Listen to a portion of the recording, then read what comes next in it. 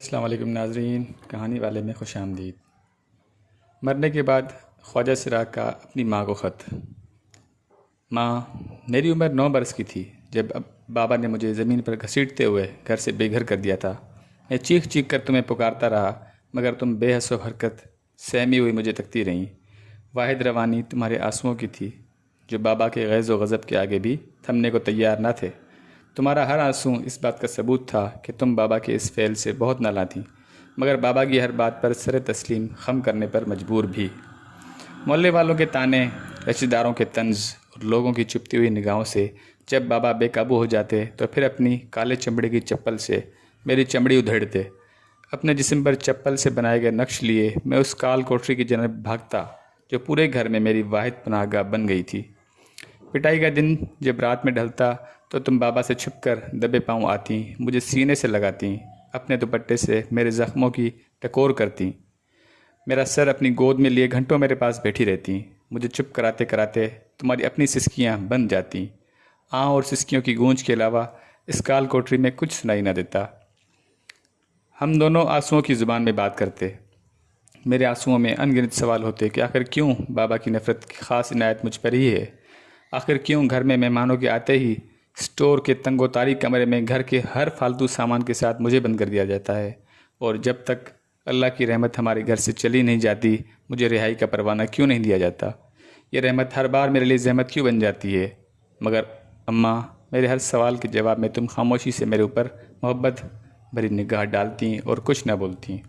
बस कभी तुम मेरे माथे का बोसा लेती और कभी मेरे हाथों को चूम कर इस बात की गवाही देती कि मैं तो अपने राजा बेटे से बहुत प्यार करती हूँ। एक सवाल करते करते मैं थक जाता और नींद की आगोश में चला जाता कि आखिर मुझसे ऐसी क्या ख़ता हुई जो मैं अपने दूसरे बहन भाइयों की तरह बाबा के प्यार का हकदार नहीं। हाँ, तुम्हारी गोद में सो जाने से पहले मैं ये दुआ भी करता कि ये रात कभी ख़त्म ना हो, मगर सुबह होती और तुम फिर उस औरत का लिबास ओढ़ लेती जो बाबा और मुआशरे के खौफ से मुझे प्यार करते डरती थी। जिस दिन बाबा ने मुझे घर से निकाला उस दिन मेरा कसूर बस इतना था कि मैंने तुम्हारी सिंगार मेज़ पर रखी हुई लाली से अपने होंठ रंग लिए थे, तुम्हारा सुर्ख दुपट्टा सर पर रखे, तुम्हारे हाथों के कंगन अपनी कलाई में डाले, तुम्हारी टिक टिक करने वाली जूती पहनकर खुश हो रहा था। बस ये देखने की देर थी कि बाबा ने मुझ पर फिर जूतों की बरसात शुरू कर दी। मैं माफ़ी का तलबगार रहा, मगर मेरी कोई सुनवाई ना हुई, और फिर गाली गलौज करते हुए, ज़मीन पर घसीटते हुए, जनखा जनखा कहते हुए मुझे हमेशा के लिए सब घर वालों से दूर कर दिया। मेरे लिए बाबा के आखिरी अल्फाज ये थे कि आज से तू हमारे लिए मर गया। ये जुमला सुनते ही मेरे हाथों की गिरफ्त, जिसने बाबा के पैरों को मजबूती से पकड़ा हुआ था, कमज़ोर पड़ गई। मेरी गिड़गिड़ाती हुई ज़बान खामोश हो गई। मेरे आंसू थम गए, क्योंकि मैं जानता था कि बाबा अपनी कही हुई बात से कभी नहीं फिरते, और माँ, तुम बाबा के किसी भी फैसले के ख़िलाफ़ जाने की हिम्मत नहीं रखती। उसके बाद बाबा मुझे हमेशा के लिए यहाँ छोड़ गए, जहाँ एक गुरु रहता था। अमजद की जगह मेरा नाम अलीशा रख दिया गया। मुझे नाच गाने की तरबियत दी जाती, मुझ पर नज़र रखी जाती, लेकिन मैं जब कभी मौका मिलता तुम्हारी मोहब्बत में गिरफ़्तार अपने घर की तरफ दीवानावार भागता, मगर बाबा का आखिरी जुमला मुझे दहलीज पार करने से रोक देता। मैं जब दरवाजे की ऊट से तुम्हें गर्मा गर्म रोटी उतारते देखता तो मेरी भूख भी चमक जाती, और जब तुम अपने हाथों से निवाले बना बना कर मेरे बहन भाइयों के मुँह में डालती तो हर निवाले पर मेरा भी मुँह खुलता, मगर वो निवाले की हसरत में खुला ही रहता।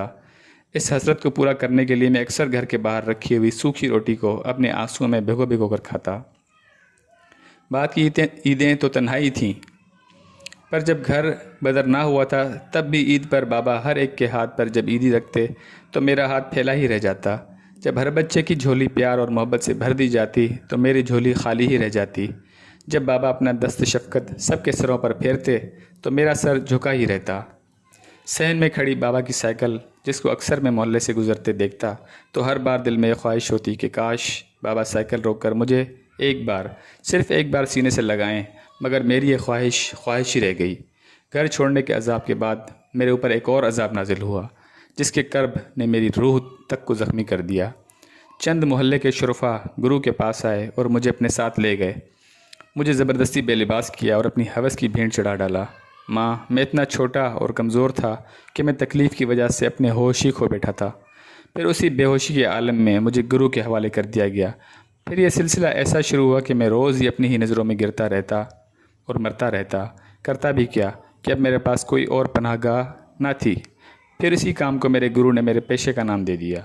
मैं गुरु के पास से कई बार भागा, दर दर नौकरी की तलाश में फिरता रहा, मगर मायूसी के सिवा कुछ हासिल ना हो सका। हर बार गुरु के दर पर ही पनाह मिली। हमारा वजूद माशरे में गाली समझा जाता है। हमें तो किसी को बद्दुआ भी देनी हो तो हम कहते हैं कि जा तेरे घर में भी मुझ जैसा पैदा हो।